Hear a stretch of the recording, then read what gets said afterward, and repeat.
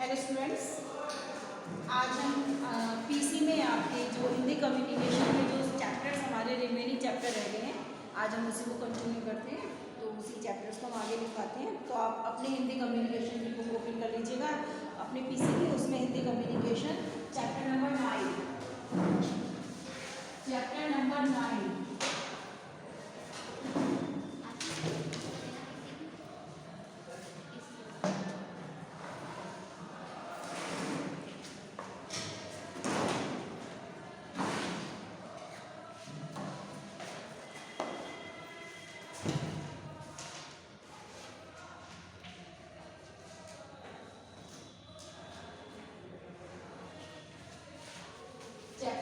9 पर्यावरण।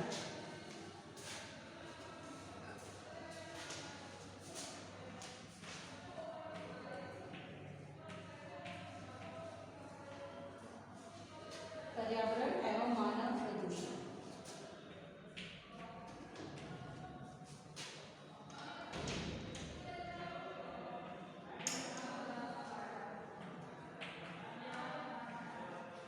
Question number 1। जैसे students Hindi communication में आप लोग जानते हैं कि हम लोग जो है केवल क्वेश्चन आंसर ही आपको मैं मार्क कराती हूँ, कौन से क्वेश्चन आंसर आप जो है करेंगे। पर्यावरण का पहला क्वेश्चन है कि पर्यावरण से आप क्या समझते हैं, पर्यावरण और मानव के बीच में क्या संबंध है। इंपॉर्टेंट क्वेश्चन है, आप इसको लर्न कर लीजिएगा। देखिए, पर्यावरण से तात्पर्य मानव जीवन से संबंधित बाह्य और आंतरिक वातावरण से है। मानव भी पर्यावरण का प्रमुख हिस्सा है और पर्यावरण के निर्माण में मानव की प्रमुख भूमिका होती है। यदि मानव पर्यावरण की सुरक्षा पर ध्यान नहीं देता तो पर्यावरण सीधे उसके स्वास्थ्य पर हानिकारक प्रभाव डालती है। स्वस्थ पर्यावरण मानव के लिए विकास के में सहायक है। मानव का व्यवहार और संस्कृति पर्यावरण से परिवर्तित और फिर परिमार्जित होते रहते हैं। यानी कि इन्वायरमेंट, पर्यावरण का बच्चों आपको अच्छी तरह मालूम है। इन्वायरमेंट आज का जो युग है उसमें कहते हैं कि हमारा पर्यावरण बहुत दूषित हो रहा है, क्योंकि जो यानी कि जो जितने व्हीकल्स सबसे ज़्यादा होते हैं, सड़कों पर जो गाड़ियों का धुआं होता है, तो ये सारी चीज़ें पर्यावरण में जो विभिन्न प्रकार की जहरीले गैसेस मिल जाती है और जब हम सांस लेते हैं तो उससे हमें कितना नुकसान होता है। इसका जीता जागता उदाहरण आप दिल्ली में देख सकते हैं। और रिसेंटली जब लॉकडाउन लगा स्टूडेंट्स, तो जब लॉकडाउन लगा हुआ था तो सड़कों पे कोई व्हीकल्स नहीं था, तो वेदर कितना बढ़िया था सारी तरफ, यानी कि वातावरण इतना स्वच्छ बना हुआ वातावरण था, क्योंकि जब गाड़ियाँ ही नहीं, लोग ही घर से बाहर निकले तो पर्यावरण भी कितना स्वस्थ था। यानी कि जहाँ यहाँ से भी सीधे पहाड़ दिखाई देने लगे थे, है ना। लेकिन जहाँ लॉकडाउन खुला उसके बाद फिर वही हालत हो गई। दिल्ली में देखा जाए, दिल्ली में यदि आप देखेंगे तो दिल्ली में इतना पर्यावरण है स्टूडेंट्स, ऐसा लगता है जैसे कि वहाँ पर धुंध या कोहरा छाया हो, जबकि धुंध और कोहरा नहीं होता, बल्कि वो गैसेस होती हैं जो कि गाड़ियों से निकली भी होती हैं, और उनसे क्या होता है, आँखों में जलन होती है, सांस लेने में दिक्कत आती है, लंग्स बेकार हो जाते हैं, चेहरे पे जलन होने लगती है। ये सब नुकसान होता है पर्यावरण का। और पर्यावरण और मानव का संबंध तो है, क्योंकि पर्यावरण जो नेचुरल अपना एनवायरनमेंट है वो अपने आप प्रदूषित नहीं होता, बल्कि वो मानव के द्वारा प्रदूषित किया जाता है। क्योंकि जब मानव उसको प्रदूषित करेगा तभी तो पर्यावरण हमारा प्रदूषित होगा। यदि मानव अगर अच्छी तरह से, मतलब गाड़ियों में जैसे कहते हैं साइलेंसर लगा होना चाहिए, आवाज़ नहीं, धुआं नहीं होना चाहिए, इन चीज़ों का ध्यान रखे, एक आपस में कोऑर्डिनेशंस बना के रखे, तो फिर पर्यावरण प्रदूषित होने का सवाल ही नहीं उठता। यानी कि दे डिपेंड ईच अदर, वो एक दूसरे पर डिपेंड करते हैं। अगर आप बिल्कुल जो है, यानी कि आप जो है अगर अपना ध्यान, अगर अपने आप को स्वस्थ रखना चाहते हैं तो हमें पर्यावरण का भी ध्यान रखना पड़ेगा। और इसके लिए कहते हैं कि पर्यावरण देखिए कि पेड़ लगाइए, क्योंकि सभी को मालूम है कि कार्बन डाइऑक्साइड को वो लेते हैं, ग्रहण करते हैं, ऑक्सीजन छोड़ते हैं। तो जितना घर का वातावरण हरा भरा होगा तो उससे भी क्या है, बहुत हद तक पर्यावरण को कंट्रोल में हम कर सकते हैं।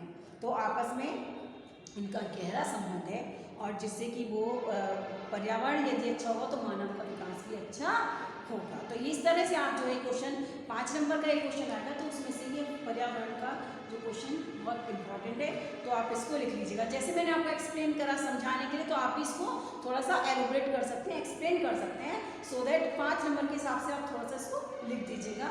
संबंध बताना है ही, क्योंकि एक दूसरे पर ऊपर डिपेंड करते हैं। पर्यावरण लॉकडाउन में पर्यावरण कितना अच्छा था क्योंकि उसको दूषित करने के लिए मनुष्य घर से बाहर ही नहीं निकला, और जब घर से बाहर निकलने लगा सेम सिचुएशन पहले जैसी ही हो गई। तो यानी कि कौन जिम्मेदार है?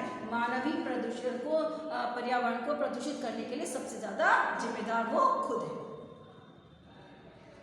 पर्यावरण असंतुलन से क्या तात्पर्य है? इससे मानव प्राणी पर क्या प्रभाव पड़ता है? Question number second is also important. दोनों ही क्वेश्चन इम्पोर्टेंट है, सेकंड भी और फर्स्ट भी और सेकंड भी।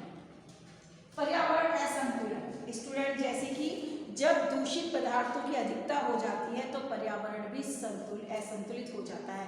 यानी कि जब वायुमंडल में ऑक्सीजन गैस के अलावा और दूषित गैसेस मिल जाती हैं तो पर्यावरण अपने आप दूषित हो जाता है। आज ये लॉकडाउन के दिन जो हमारे को मास्क मिली है, हम अपने चेहरे पर मास्क लगा के रखते हैं, तो अगर आज इतना प्रदूषण अगर कहीं होता है तो उससे भी हम काफ़ी हद तक बचेंगे, क्योंकि जब हमारे फेस पे मास्क है तो हम मास्क से जहरीली गैसें हमारे अंदर नहीं जाएंगी। तो उससे क्या है कि पर्यावरण असंतुलित जो गैसेस के कारण होता है। और पहले प्रारंभिक मानव ने अपने भौतिक सुख के कारण अपनी अंधाधुंध मतलब पूर्ति के लिए वन संपदा और जीवों का विनाश किया। अब ये है मनुष्य खुद अपने पैरों पे कुल्हाड़ी मार रहा है, क्योंकि जंगल जितने ज़्यादा हरे भरे होंगे, जितना ज़्यादा फॉरेस्ट एरिया होगा, उसके आसपास का वातावरण बिल्कुल शुद्ध रहेगा, ऑक्सीजन बिल्कुल साफ और वायु भी बिल्कुल स्वच्छ वायु मिलेगी। लेकिन मनुष्य क्योंकि बढ़ती हुई जनसंख्या के कारण जमीन नहीं बढ़ती बल्कि जनसंख्या बढ़ती जा रही है, और उसकी पूर्ति करने के लिए जो है जंगलों को अंधाधुंध काटा जाता है। और जब उनको अंधाधुंध काटा जा रहा है तो जंगल में ना केवल पेड़ होते हैं बल्कि बहुत सारे जीव जंतु भी वहाँ पर रहते हैं, और जिनको कि जब वो पेड़ कटते हैं तो उन जीव जंतुओं का भी नाश होता है, उनकी प्रजातियाँ भी खत्म हो जाती हैं। तो जब इन चीज़ों का नुकसान होगा, क्योंकि ये सब चीज़ें हैं पर्यावरण को स्वच्छ बनाने में सहायक होती हैं, तो जब इनका ही नाश होगा तो पर्यावरण भी असंतुलित हो जाएगा, डिसबैलेंस हो जाएगा इसमें। और निरंतर वन संपदा के नष्ट होने और औद्योगिक विकास के कारण पर्यावरण दूषित हो रहा है, और इसका सीधा संबंध स्वास्थ्य पर होता है। लोग अनेक प्रकार की बीमारियों से ग्रसित होते हैं, और जो है अब जैसे ध्वनि प्रदूषण होता है, मान लीजिए कहीं आप खड़े हैं और बहुत ज़्यादा जो है आवाज़ आ रही है तो उसका सीधा असर हमारे कानों पर पड़ता है। असंतुलित पर्यावरण का सीधा प्रभाव हमारे शरीर पर पड़ता है। शरीर से हमें अलग अलग तरह की सांस लेने में परेशानी होती है, बहुत सारी बीमारियां हो जाती हैं, और जो है हम लोगों की आंखों में मतलब आंखों की बीमारी भी हो जाती है। और इससे क्या है कि जब जितना हम अपने अब जंगलों को काट रहे हैं, रहने के लिए रेजिडेंशियल एरिया बना रहे हैं या फैक्ट्रीज वगैरह उद्योग लगा रहे हैं, तो उद्योग भी जो है पर्यावरण को दूषित करने में सबसे ज़्यादा सहायक होते हैं, क्योंकि जो उनमें जो फैक्ट्रीज होती हैं वो भी अलग अलग तरह की होती हैं, मतलब उनमें डेंजरस केमिकल्स भी होते हैं जो कि सीधे सीधे बाहर उनको निकाल दिया जाता है या फेंक दिया जाता है, जिसके कारण वो हवा में फैलते हैं और जो है हवा की जो है जहरीली हो जाती है, या वन्य जीव जंतु यदि उनको खा ले तो उनको भी नुकसान होता है। तो मनुष्य खुद इस चीज़ के लिए खुद जिम्मेदार है।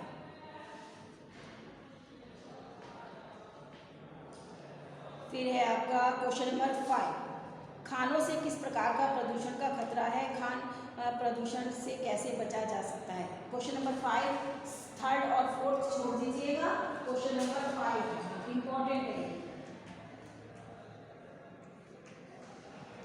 ये भी क्वेश्चन इंपॉर्टेंट है स्टूडेंट्स। क्वेश्चन नंबर 5 पर आ जाइए कि खान माइंस, आपको मालूम है कि देश में जो है माइंस होती हैं जिसमें कोयला, सोना, चांदी, हीरे, है ना, तांबा, जस्ता, ये सब की खानें होती हैं जिनको कि खोदकर निकाला जाता है। अब ये किस तरह से वायु और मतलब प्रदूषण को खतरा रहता है?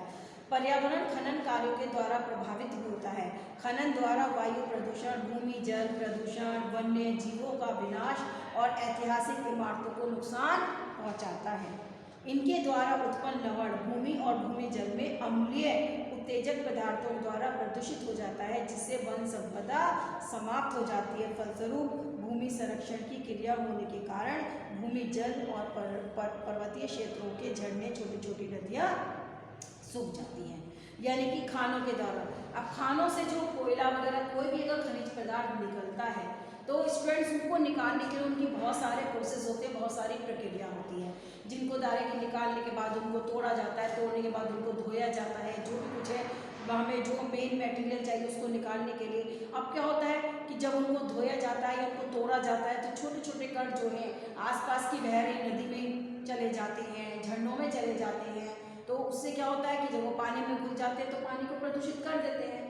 या आपस में जंगलों में जब वो मिट्टी में बह जाते हैं, मिट्टी उनको सोख लेती है, तो क्या मिट्टी पर भी इसका प्रभाव पड़ता है, उसकी उपजाऊ क्षमता भी खत्म हो जाती है।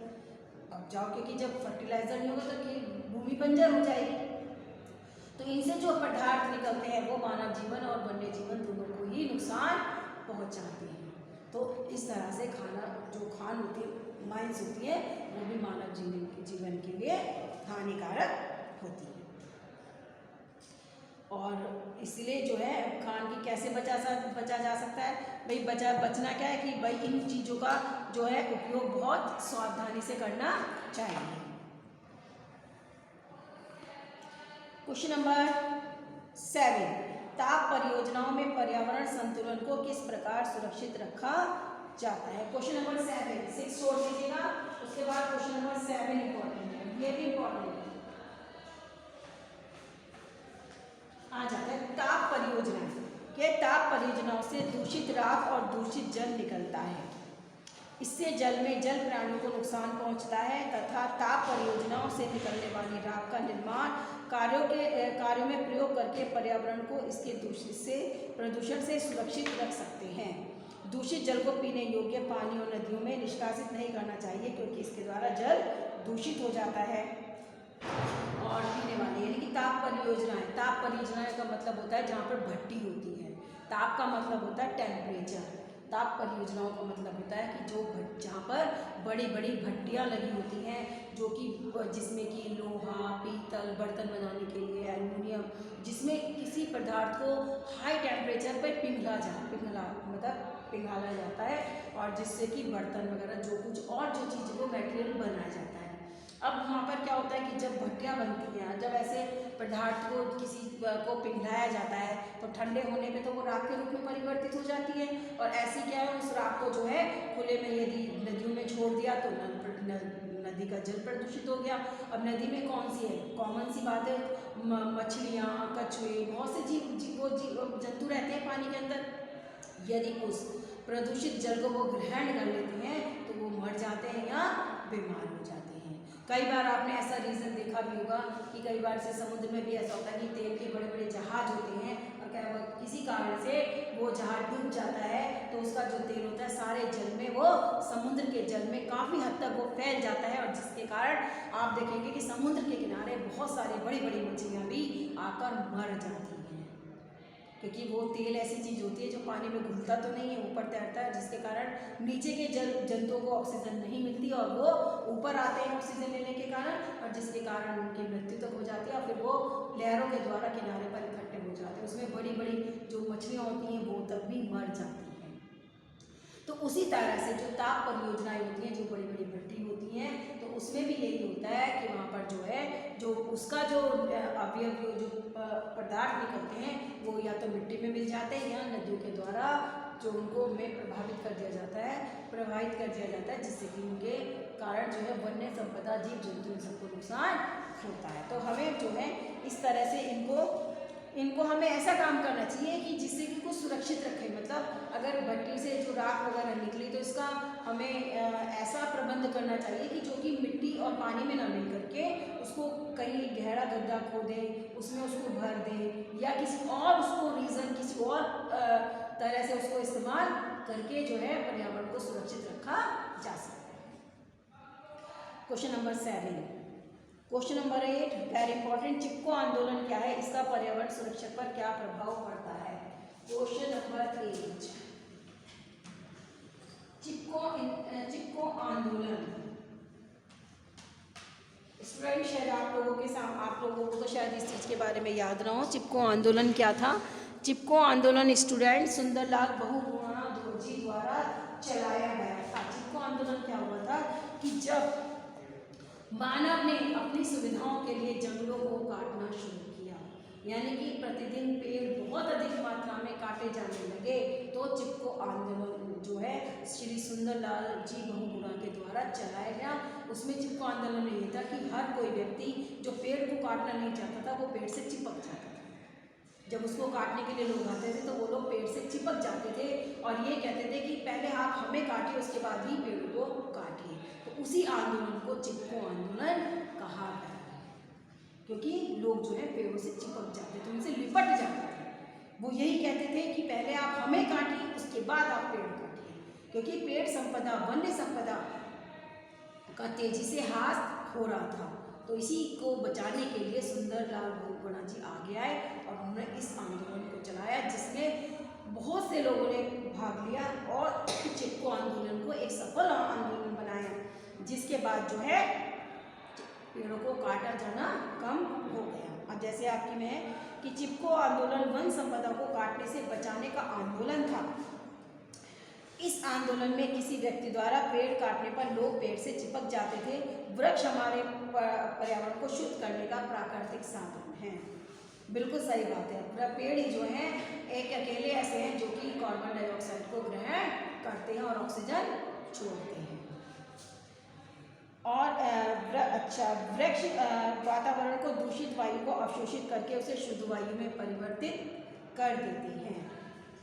अतः चिपको आंदोलन द्वारा पर्यावरण को शुद्ध रखने में सहायता मिली, यानी कि वो आंदोलन बहुत सफल हुआ और काफ़ी हद तक लोगों ने पेड़ों को बचा लिया।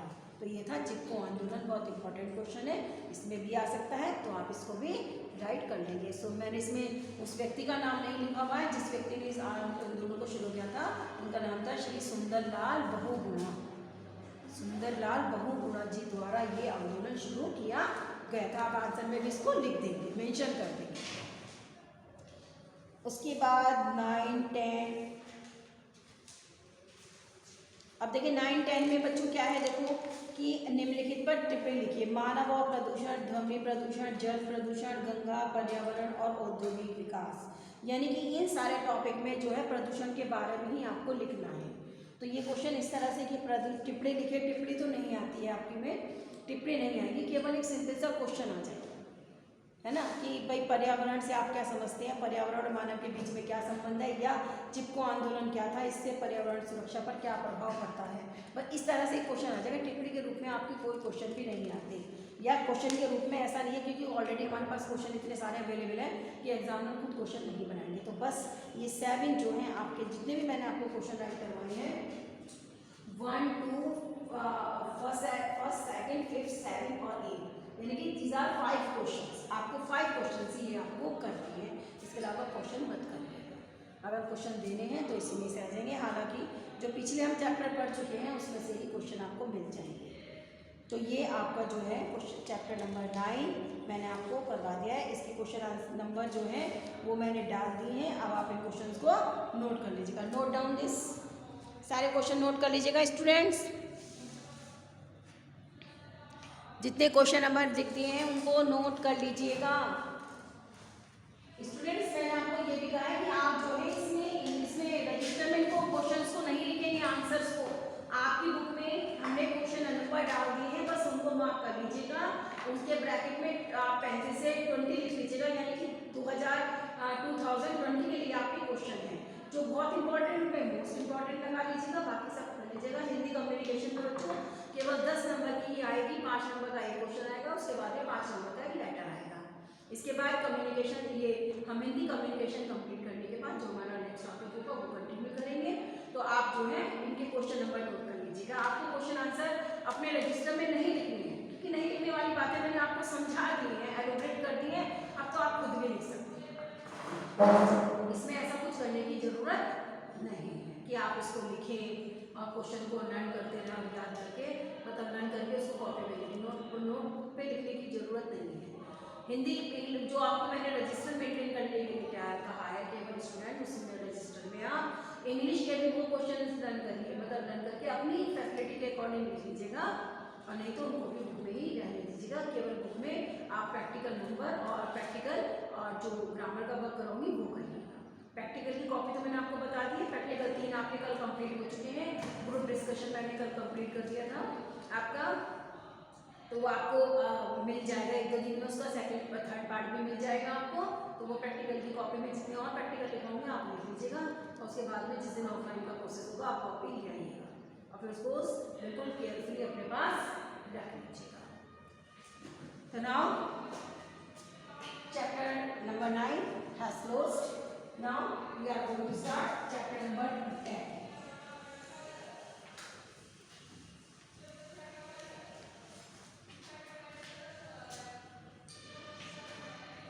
चैप्टर नंबर 10 श्रमिक कल्याण।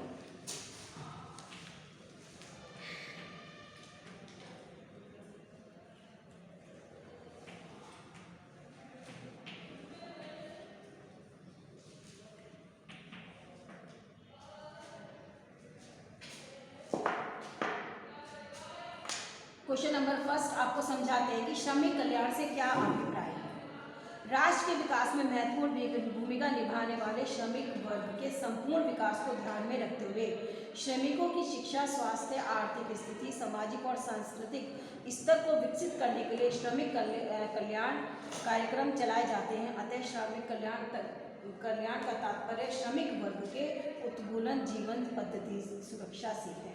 यानी कि श्रमिक कल्याण क्या है? एज द वर्ड शो, श्रमिक मीन्स मजदूर, जो मजदूर वर्ग होता है, यानी कि जो डेली बेसिस पे काम करता है। बच्चों, आपने भी देखा होगा श्रमिकों को, आपने भी देखा है। श्रमिक वर्ग उसको कहा जाता है जो अपनी रोजमर्रा हैंड टू माउथ, यानी कि रोज कुआं खोदते हैं, रोज पानी पीते हैं। उनका कोई मंथली काम नहीं होता कि एक जगह लग जाते हैं, उनको मंथली इनकम नहीं मिलती, बल्कि डेली बेसिस पे। आज कहीं आप देखेंगे, कहीं आप अगर हाईवे क्रॉस करें या मेन अपने शहर के मेन आप चौराहे पर देखें तो वहाँ पर देखेंगे काफ़ी ग्रुप में लोग खड़े रहते हैं। यानी कि अगर आपको वाइट वॉश कराना है, अपने घर में पुताई वगैरह करानी है, रंग रोगन करवाना है, तो आपको ये नहीं कि उनको मतलब महीने का नहीं, डेली बेसिस पर वो लोग मार्केट में जहाँ पर वो खड़े रहते हैं आप वहाँ जाएंगे और देखेंगे बहुत सारे खड़े रहते हैं। फिर उसमें से जितने भी आपको चाहिए उनका डेली आपका जो बेसिस है गवर्नमेंट ने भी फिक्स कर रखा है कि उनको इतना पैसा रोज़ दिया जाना है और आप जो है अपने घर का काम करवा लेते हैं।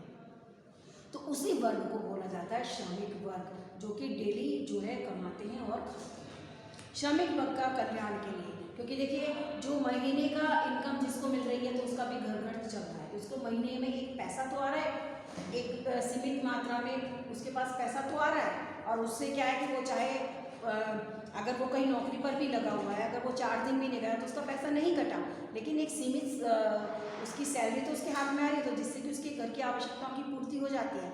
लेकिन श्रमिक वर्ग में रोज उनको काम मिले ये जरूरी नहीं होता। एक श्रमिक घर से सुबह निकलता तो इसी उम्मीद में कि शाम को वो कुछ पैसे लेकर अपने घर जाए ताकि उसके घर का चूल्हा जले, लेकिन ये जरूरी नहीं होता कि रोज उसको काम मिले। तो ऐसे श्रमिक वर्ग के कल्याण के लिए सरकार द्वारा श्रमिक कल्याणकारी योजनाएं चलाई जाती हैं कि उनका घर, शिक्षा, स्वास्थ्य, बच्चों का, ये सब की सुविधाएं सरकार के द्वारा प्रदान की जाती है। तो ये था श्रमिक कल्याण का अर्थ। अब आप क्वेश्चन नंबर 3 है, इसमें औद्योगिकरण और श्रमिक कल्याण के बीच में क्या संबंध है? Very important question. Second question नहीं करना है आपको, केवल क्वेश्चन नंबर 3 से स्टार्ट करेंगे। क्वेश्चन नंबर फर्स्ट मैंने आपको समझाने के लिए क्या है कि श्रमिक कल्याण होता है। Question number 3 very most important question है स्टूडेंट्स, आपको उसको करना है। अब क्या है औद्योगिकरण और श्रमिक कल्याण के बीच में संबंध क्या है? औद्योगिक प्रगति एवं विकास में श्रमिकों का महत्वपूर्ण योगदान है। औद्योगिकरण एवं श्रमिक कल्याण एक दूसरे पर आश्रित है। यदि उद्योगपति अधिक व श्रेष्ठ उत्पादन की आकांक्षा रखते हैं तो अपने उद्योग में कार्यरत श्रमिकों के कल्याण का समुचित ध्यान रखना भी पड़ेगा। यानी कि जितने भी बच्चों इंडस्ट्रीज लगी हुई है, फैक्ट्रीज लगी है, तो उसमें काम करने वाले वर्कर्स, क्योंकि कोई भी अगर हम फैक्ट्री लगा लेते हैं, सेटअप कर लेते हैं, इस्टेब्लिश कर लेते हैं, लेकिन यदि हमें उसमें काम करने वाले वर्कर्स नहीं मिलेंगे तो हमारी फैक्ट्री, हमारे उसे लगाने का फ़ायदा क्या? तो उद्योग तभी सफल होते हैं जब उसमें काम करने वाले व्यक्ति हों, और ऐसे उसमें श्रमिक होते हैं बच्चों। उसमें अलग अलग तरह की मतलब डिपार्टमेंट्स होते हैं और डिपार्टमेंट्स के अकॉर्डिंग व्यक्ति को हायर किया जाता है। हायर क्वालिटीज़ मतलब उनको इंटरव्यू कुछ जो हाई क्वालिटीज़ जो ऊपर हाई वो होती है सीट्स होती हैं, तो उसके लिए पढ़े लिखे लोगों को, माने कोई अकाउंट का काम देखेगा, कोई वर्ड्स सब चीज़ों को सेक्शन को डिवाइड करके वर्क करवाएगा या मैनेजमेंट सब चीज़, तो उनके लिए। लेकिन जो एक्चुअल प्रोटेक्शन वो जो रेडी करते हैं वो श्रमिक वर्ग की करते हैं। आपने ये हमारा सेकंड क्वेश्चन में भी आ गया था, टेक्निकल एजुकेशन में भी थे ना, कि यदि इंजीनियर और टेक्नीशियंस ही अगर सब कुछ करते हैं तो थर्ड लेवल का क्या काम। लेकिन वही वाली बात होती है, जो जिसका काम होता है वो वही करता है, उसी को करना सूट करता है। अब श्रमिक वर्ग होता है जो उद्योग में लगे हुए हैं, जो उद्योग धंधों में लगे हुए हैं, तो वो क्या है कि यदि मालिक, मैंने आपको बताया कि मैं जो आपने चैप्टर में पढ़ा था कि मेंबर रिलेशनशिप कैसी होनी चाहिए, तो वो रिलेशनशिप बहुत अच्छी होनी चाहिए। यदि उद्योगपति अपने वर्कर्स पर ध्यान देंगे, उनकी सुविधाओं का ध्यान रखेंगे और उन्हें उनके बीच में आपस में एक बहुत अच्छा रिश्ता होगा, तो इससे क्या होगा स्टूडेंट्स, जो काम करने की जो उनकी जो स्पीड होगी, यदि कोई काम कर रहा है उसकी आप प्रशंसा कर देते हैं तो व्यक्ति और अधिक मेहनत और लगन के साथ वो काम करना शुरू कर देता है। तो यानी कि यदि हमें अपना काम अच्छा करवाना है, अपने प्रोडक्ट को अधिक मात्रा में करवाना है, उसको बनवाना है, तो हमें अपने कर्मचारियों का, उन श्रमिक वर्ग का भी ध्यान रखना पड़ेगा। हमें समय समय पर उन्हें प्रशंसा करनी चाहिए, उनकी समय समय पर उनको इंक्रीमेंट देना चाहिए, उनको बोनस देना चाहिए, उनके स्वास्थ्य, शिक्षा, रहने और खाने पीने का, यानी कि सब चीज़ों का ध्यान हमें रखना चाहिए, क्योंकि उद्योग धंधे तभी सफल होंगे जब उसका श्रमिक वर्ग भी विकास होगा। तो ये है औद्योगिक में एक दूसरे पर, इससे क्या है, श्रमिकों का बौद्धिक, नैतिक, आर्थिक सब जो है सुविधाएं उनको प्राप्त की जाए, और उनकी जो क्या कहते हैं, उनकी जो लेडीज, जो घर में जो लेडीज होती है, कई बार उनकी शिक्षा का भी ध्यान रखा जाता है कि भाई श्रमिक वर्ग की बच्चे और महिलाएं शिक्षित हों, तो इसके लिए भी कार्यक्रम चलाए जाते हैं। तो ये बहुत इंपॉर्टेंट क्वेश्चन है। उसके बाद आता है क्वेश्चन नंबर 5, श्रमिक कल्याण व्यवस्था पर एक टिप्पणी लिखिए। ये तो very most important question number 5 अगर आता है तो इसमें से ये वाला क्वेश्चन आता है, मोस्ट इम्पॉर्टेंट क्वेश्चन है ये, थर्ड की तरह ही मोस्ट इम्पॉर्टेंट क्वेश्चन है। श्रमिक कल्याण व्यवस्था पर एक टिप्पणी लिखिए, क्योंकि किसी भी देश की विकास के लिए श्रमिकों का विकास होना बहुत जरूरी है, क्योंकि श्रमिकों का विकास देश का विकास, देश एक कोई भी देश तब तक ही विकसित हो सकता है जब तक कि उसके देश के श्रमिक विकसित हो, क्योंकि जो भी है सब, जो कि देश में कई ऐसे उद्योग होते हैं, इंडस्ट्रीज होती है, फैक्ट्रीज होती हैं, जिसमें कि श्रमिक वर्ग का एक महत्वपूर्ण योगदान होता है। श्रमिक कल्याण का पूर्ण उत्तरदायित्व भी राष्ट्र के पर ही है, किंतु अकेले देश के लिए श्रम कल्याण जैसी व्यापक संकल्पना की व्यवस्था करना संभव नहीं है, क्योंकि मतलब श्रमिक वर्ग बहुत अधिक होते हैं और जिनको एक साथ मतलब उनको सारी चीज़ें देना संभव नहीं है। इनमें श्रमिकों के जीवन स्तर को ऊंचा उठाने के उद्देश्य से कुछ स्वयंसेवी संस्थाएं भी महत्वपूर्ण भूमिका निभाती हैं।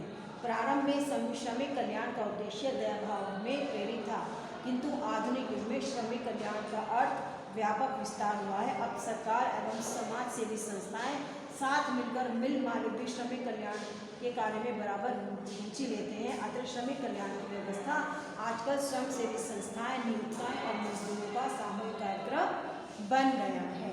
यानी कि पहले तो क्या था कि केवल श्रमिक वर्ग से अपना काम करवाना था और उसके बाद उनको निकालना था, मतलब काम करवाया और उनकी सुविधाओं पर कोई ध्यान नहीं दिया।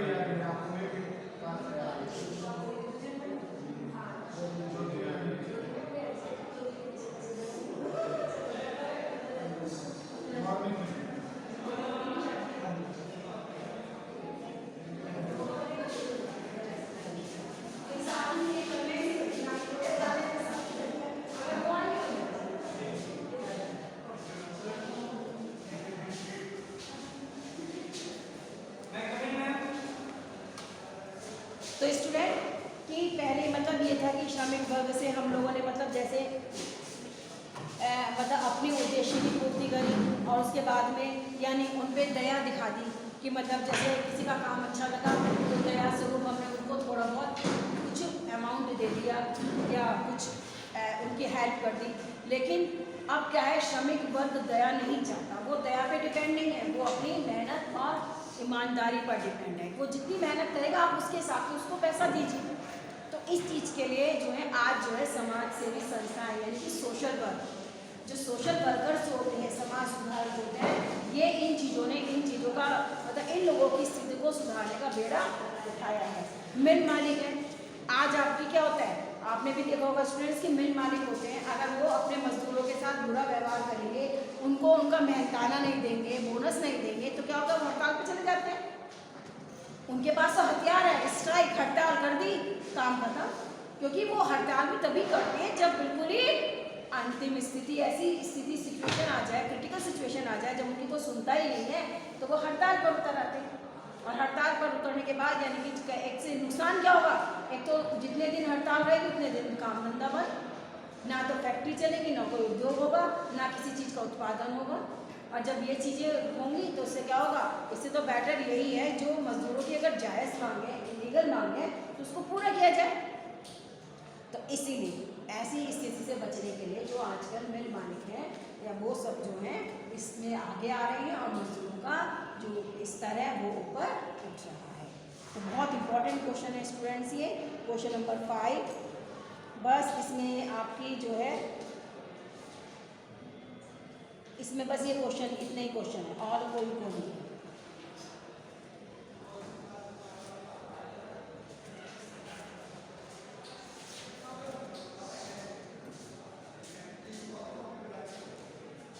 एक ही बार और देख लीजिए क्वेश्चन नंबर 8। कारखाना अधिनियम 1948 में किस बात की पुष्टि की गई है, संक्षेप में उल्लेख करें। क्वेश्चन नंबर 8 और देख लीजिए।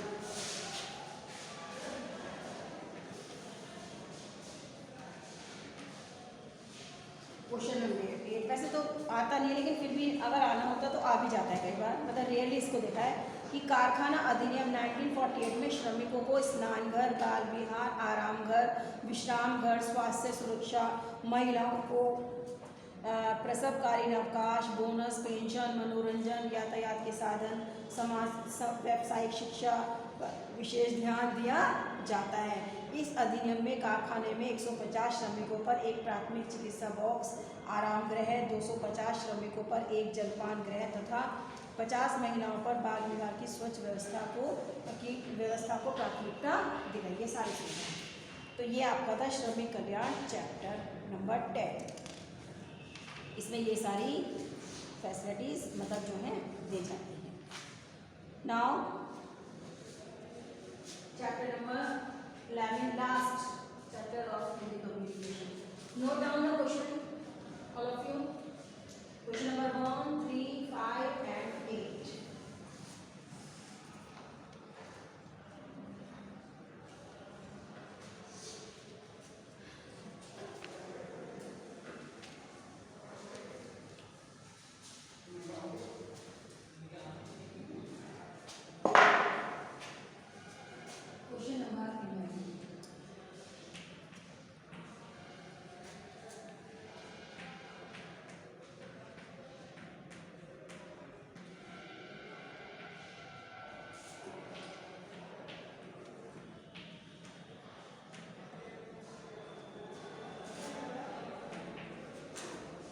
स्टूडेंट्स अब देखिए, अब इन्होंने थोड़ा सा इसमें इतिहास के बारे में बता दिया कि प्राचीन जब हम गुलाम थे अंग्रेजों के, तब का थोड़ा है कि भारत में श्रमिकों का आंदोलन क्यों हुआ, इसका प्रारंभ कैसे हुआ, क्यों होना पड़ा। अब देखिए क्वेश्चन नंबर 1 है, वेरी इंपॉर्टेंट क्वेश्चन है। क्वेश्चन नंबर 1 कि समाज का पूंजीपति और श्रमिक वर्ग में विभाजन क्यों हुआ। यानी कि दो ये वर्ग थे, पूंजीपति वर्ग और श्रमिक वर्ग, कि औद्योगिक क्रांति से पूर्व दस्तकार वस्तुओं का निर्माण घर पर ही करते थे। सौदागर उन्हें कच्चा माल देकर तैयार वस्तुएं प्राप्त करते थे, परंतु यह व्यवस्था बढ़ती हुई मांग को पूरा करने में असमर्थ थी। इसलिए कारखानों का निर्माण हुआ। कारखानों के मालिक ने धन लगाकर कारखाने स्थापित किए। उनमें कार्य करने के लिए श्रमिक व्यक्ति श्रेणी में आ गए।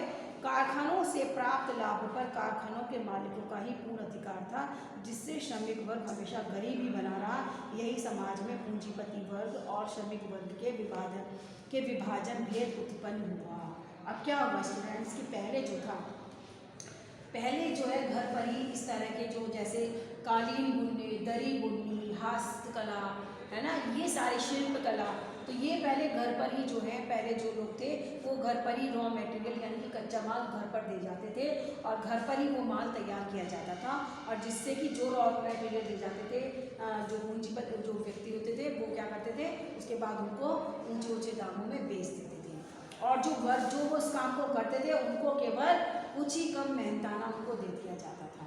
दूसरी बात, जब वो चीज़ हाथ से बनती थी तो हाथ से बनने चीज़ों में बच्चों टाइम बहुत लगता है और जिसके कारण जितनी भी मांग होती थी मांग की पूर्ति नहीं हो पाती थी, क्योंकि मांगें पूरी हो ही नहीं पाती थी, क्योंकि उसमें जो है उनको क्या करना है, अब जितना डिमांड होती थी डिमांड के अकॉर्डिंग काम करने वाले हाथ कम होते थे और डिमांड ज़्यादा होती थी।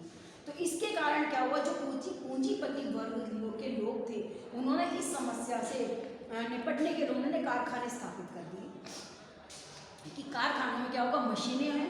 अब आप देखते हैं मशीनें कपड़ा बुनते तो वही है भाई, कपड़ा पहले जो हाथ से बुना है कच्चे, आपने तो नहीं देखा होगा बच्चों, पहले घर में जो लेडीज़ होती थी चरखा काटती थी, क्योंकि उनके पास घर में चरखा होता था। और चरखा क्या होता था, जब घर की बड़ी बुजुर्ग लेडीज़ होती थी या और लेडीज़ होती थी काम से निपटने के बाद वो चरखा लेकर बैठ जाती थी, उनको रुई की पीढ़ियाँ बोलते हैं उसको, वो उपलब्ध कराई जाती थी जिससे कि वो धागा काटती थी और धागा जो है उनकी रील बनती रहती थी और जो कि वो रील जो है वो जो जिन व्यक्ति ने उनको दिया है वो लेके चले जाते थे और फिर वो फैक्ट्री में उसका धागा पक्का बनाया जाता था, उससे कपड़े बनते थे। वही काम आज मशीनों में से हो रहा है, धागा वैसे बनता है, वही से वही धागा खींचता है सूत से और वही जो है कपड़े बनते हैं। तो इस चीज़ से बचने के लिए जब औद्योगिक धंधे स्टार्ट किए गए तो क्या हुआ कि इससे क्या माल की जो जितनी डिमांड थी वो पूरी हो गई, लेकिन उसमें भी उन काम को करने के लिए भी श्रमिक वर्ग की आवश्यकता पड़ी। भाई बिना श्रमिक के मशीन कौन चलाएगा, भाई मशीनों को चलाने के लिए श्रमिक वर्ग तो चाहिए ही चाहिए उस काम को करने के लिए। अब बहुत सारे काम होते हैं, धागा बनाना, उसको रंगना, उसको पक्का करना, उसके बाद उसका अलग अलग डिज़ाइन के कपड़े बनाना, सब तैयार करना, तो जितने भी जो भी काम के प्रोसेस थे उस हिसाब से श्रमिक वर्ग भी वहाँ पे लगा हुआ था।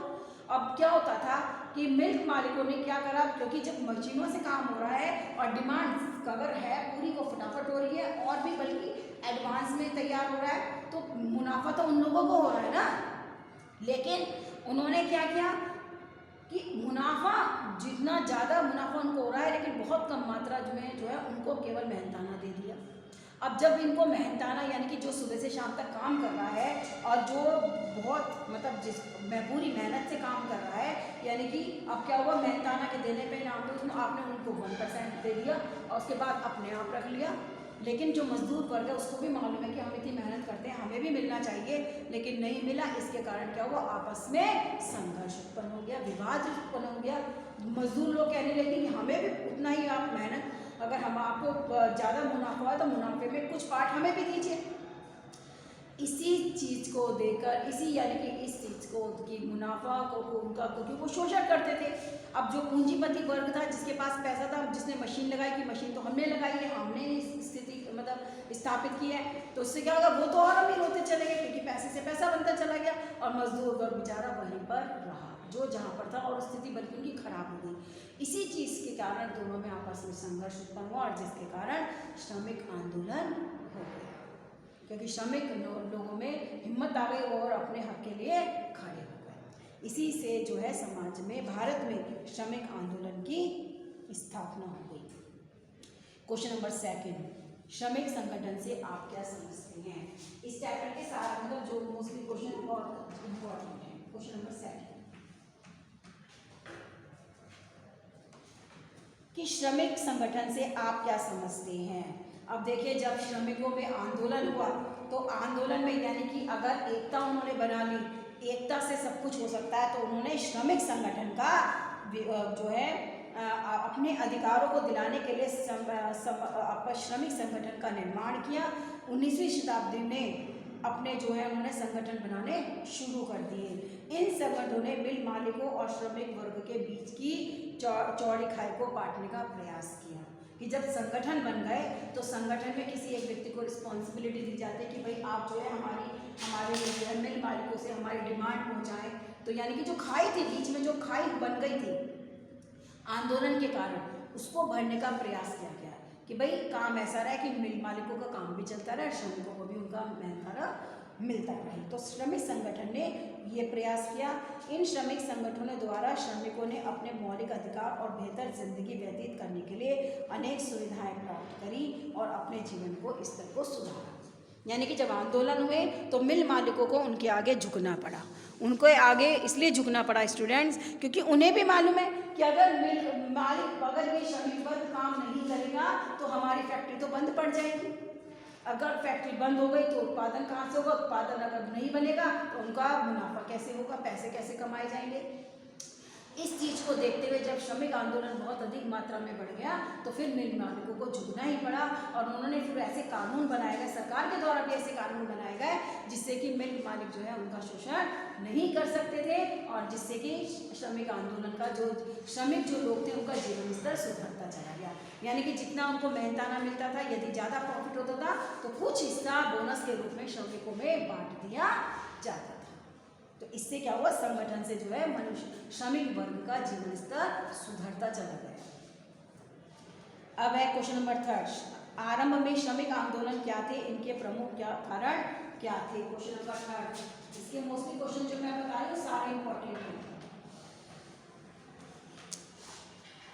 अब वही चीज कि प्रारंभ में श्रमिक आंदोलन के कारण क्या थे। अरे भाई कारण तो वही था कि जब उनका शोषण बहुत अधिक हो रहा था, उनको पैसा नहीं दिया जा रहा था, पूरी मेहनत उनसे करवाई जा रही थी और जब उन्होंने क्या करा कि पूंजीपति वर्ग उनका शोषण करने लगा तो उन्होंने अपना आंदोलन छेड़ दिया और आंदोलन के फलस्वरूप उन्होंने अपना संगठन बनाकर अपनी समस्याओं को मिल मालिकों के सामने रखा और जिसके कारण इन समस्याओं को यदि वो रुचि नहीं लेते थे क्योंकि वे इन समस्याओं को दूर करने का लाभ एक अंश इन श्रमिकों पर भी व्यय होता था।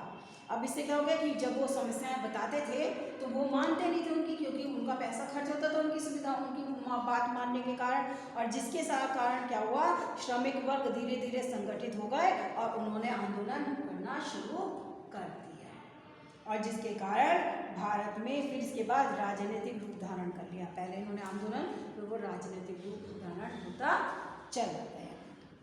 श्रमिक आंदोलन के प्रमुख कारण यही थे कि जब पूंजीपति वर्ग ने उनका बहुत अधिक शोषण किया, उनकी समस्याओं पर ध्यान नहीं दिया, उनको सुविधाएं उपलब्ध नहीं कराई, उनको बोनस नहीं दिया, उनको पूरा मेहनताना नहीं दिया, जिसके कारण श्रमिकों ने आंदोलन छेड़ा और आंदोलन छेड़ने के कारण आंदोलन में वो संगठित हो गए, जिसके कारण जो है आंदोलन का जब रूप ले लिया। अब भारत में श्रमिक, हाँ अब इसमें अब क्वेश्चन नंबर 4, ये भी इंपॉर्टेंट है बच्चों। क्वेश्चन नंबर 4 सारे इंपॉर्टेंट है, इसके श्रमिक वर्ग लास्ट के बहुत इंपॉर्टेंट है कि भारत में श्रमिक आंदोलन किस रूप में आरंभ हुआ। भारत में श्रमिक आंदोलन की शुरुआत सन 1875 में हुई जब अंग्रेजों ने सूती मिल मालिकों के हित में कारखाना आयोग का गठन किया। इस आयोग द्वारा पता लगाया गया कि अधिक लाभ कारखानों के मालिकों को ही मिलता था और मजदूरों की दशा दिन पर दिन दयनीय होती जा रही थी। फलस्वरूप श्रमिक आंदोलन आरंभ हुआ जिसमें महिलाओं एवं बच्चों की दयनीय दशा और शोषण के खिलाफ आवाज उठाई गई। इस आंदोलन के प्रभाव के कारण ही सर साफुरजी बेंगोली 1881 में कारखाना अधिनियम पारित करने में सफल हो सके। यानी कि वही जब श्रमिक आंदोलन तो क्या हुआ, जब उनका शोषण होगा, श्रमिक वर्ग में तो महिलाएं भी आती हैं, बच्चे भी आते हैं, जब उनके खिलाफ जब उनका शोषण करोगे तो वो अपने हित के लिए आवाज़ उठाएंगे। तो कारण यही थी जो मैंने आपको बता दिया। स्टूडेंट्स सबने पहले भी ये चीज़ डिक्लेयर करी है। क्वेश्चन नंबर 4, उसके बाद क्वेश्चन नंबर 7,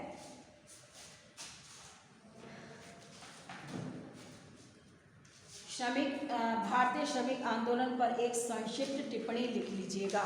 ये क्वेश्चन नंबर 7 बहुत इंपॉर्टेंट है स्टूडेंट्स। अभी देखिए संक्षिप्त टिप्पणी लिखना क्या है इसमें। कि सन 1875 में भारत में अंग्रेजी सूती मिल मालिकों के विरुद्ध श्रमिक आंदोलन प्रारंभ हुआ। इन आंदोलन के कारण कारखाना अधिनियम 1818 का प्रस्ताव पास हुआ, जिसमें महिलाओं की स्थिति पर कोई विचार नहीं हुआ। अतः महिलाओं की स्थिति सुधारने के लिए आंदोलन होते रहे। 1890 में द्वितीय कारखाना आयोग के समक्ष श्रमिकों ने अपनी समस्याएं प्रस्तुत की, जिनमें दोपहर में आधे घंटे का भोजनावकाश, प्रत्येक माह में 15 तारीख पर मजदूरी का भुगतान, सूर्योदय से सूर्यास्त तक काम करने की अवधि, दुर्घटना में घायल मजदूरों की आर्थिक सहायता आदि सुविधाओं की मांग की गई। ये संघ उदारवादी समाज सुधारकों के नेतृत्व में थे। मिल मालिकों से इसका व्यवहार समझौता परक था। अतः यह आंदोलन श्रमिकों की समस्याओं को दूर करने में सफल रहे, जिसके परिणामस्वरूप भारतीय ट्रेड यूनियन का जन्म हुआ। यानी कि ये सारे जो डिमांड की गई, यानी कि उनको माना गया, उसके बाद अधिनियम बने, कानून पारित हुए, जिसके कारण श्रमिक वर्ग का विकास होता चला गया। तो स्टूडेंट्स, आज आपका हिंदी कम्युनिकेशन के चैप्टर 11 मैंने आज आपका हिंदी कम्युनिकेशन कंप्लीट कर दिया है। उसी तरह से एक वक्त जो वीडियो आपके जो आगे हम होंगे, पहले हम अपना इंग्लिश कम्युनिकेशन कंप्लीट करेंगे, उसके बाद फिर हमारा सारा फोकस अपनी ग्रामर पर रहेगा। वो इसलिए स्टूडेंट्स, क्योंकि मैं ऐसा करूँगी क्योंकि अब क्वेश्चन आंसर आपके पास अवेलेबल हो जाएंगे। अब आप क्वेश्चन आंसर लर्न करते रहेंगे। हिंदी थ्योरी और इंग्लिश थ्योरी का फ़ायदा ये होगा स्टूडेंट्स कि आप लोग अपने क्वेश्चन आंसर उनको लर्न करते रहेंगे, जिसके कारण आप जो है अच्छी तैयारी उनकी कर लेंगे और उसके बाद में आपको कोई प्रॉब्लम नहीं होगी। अब आपको ये भी नहीं देखना कि कौन से इंपॉर्टेंट क्वेश्चन हमें करने हैं, कौन से नहीं। मैंने आपको हर कोई क्वेश्चन आपको बता दिया है। तो इसके बाद में पहले हम इंग्लिश कम्युनिकेशन कंप्लीट करेंगे। 4 चैप्टर रह गए, 6 हमने करवा दिए हैं। 4 चैप्टर करवाने के बाद फिर हमारा सारा फोकस अपनी ग्रामर पर रहेगा। फिर हमारी जितनी भी ग्रामर बच रही है वो सारे काम प्रैक्टिकल वो है आराम से हो जाएंगे। तो नेक्स्ट वीडियो में हम आपका अब इंग्लिश कम्युनिकेशन के चैप्टर कंप्लीट करेंगे। कोई क्वेरी हो तो पूछ लीजिएगा। हिंदी का बाकी क्वेश्चन आंसर सब लिखवा दिए गए हैं। Till then stay home, stay safe.